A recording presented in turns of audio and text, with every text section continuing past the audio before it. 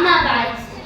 ആദരണീയരായ ഉസ്താദുമാരെ, സദസ്സിലിരിക്കുന്ന വിശിഷ്ട വ്യക്തികളെ, എൻ്റെ പ്രിയപ്പെട്ട വിദ്യാർത്ഥിനികളെ, അസ്സലാമു അലൈക്കും.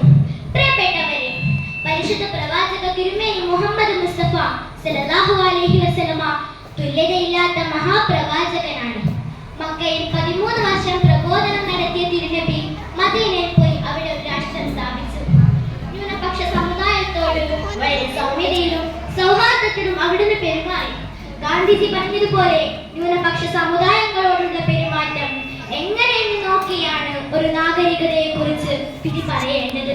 തിരുമേനി മുഹമ്മദ് മുസ്തഫ സല്ലല്ലാഹു അലൈഹി വസല്ലമ ന്യൂനപക്ഷ സമുദായമായ യഹൂദികളുടെ അവകാശങ്ങൾ അവർക്ക് ഒന്നൊന്നായി പറഞ്ഞു കൊടുത്തു. അവർ തൃപ്തരായി. പക്ഷേ അവരിൽ ഒരു വിഭാഗം യഹൂദികൾ രാജ്യദ്രോഹ പ്രവർത്തനങ്ങൾ നിരന്തരം ചെയ്തുകൊണ്ടിരുന്നു. രാജ്യദ്രോഹ കുറ്റത്തിന് എന്ത് ശിക്ഷ നൽകണമെന്ന് പരിഷ്കൃത ലോകത്തിന് നന്നായി അറിയാം. തിരുമേനി മുഹമ്മദ് മുസ്തഫ സല്ലല്ലാഹു അലൈഹി വസല്ലമയിൽ നിന്നാണ് ഇത് ലോകം പഠിച്ചത്. അധികാരത്തിന്റെ ദന്തഗോപുരത്തിലിരുന്ന് അനുയായികൾക്ക് നിർദ്ദേശം നൽകിയിരുന്ന നേതാവായിരുന്നില്ല തിരുമേനി മുഹമ്മദ് മുസ്തഫ സല്ലല്ലാഹു അലൈഹി വസല്ലം.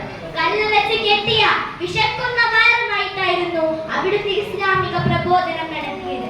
കുചേല കുബേര ഭേദമന്യേ മാനവ സമൂഹം മുഴുവൻ അള്ളാഹുവിന്റെ അടിമകളാണെന്നും ആ അടിമകൾ മുഴുവൻ അള്ളാഹുവിന്റെ മുന്നിൽ വിചാരണ ചെയ്യപ്പെടുമെന്നും പഠിപ്പിച്ച തിരുമേനി മുഹമ്മദ് മുസ്തഫ സല്ലല്ലാഹു അലൈഹി വസല്ലമ മാനവ ജീവിതത്തിന്റെ അർത്ഥവും ലക്ഷ്യവുമാണ് നമുക്ക് കാട്ടിത്തരുന്നത്.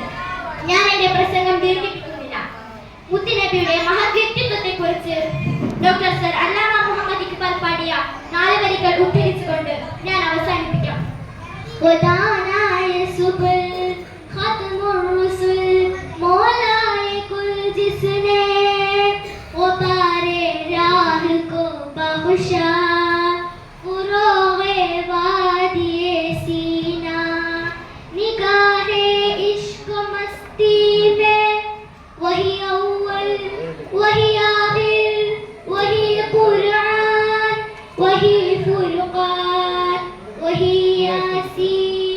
وهي طه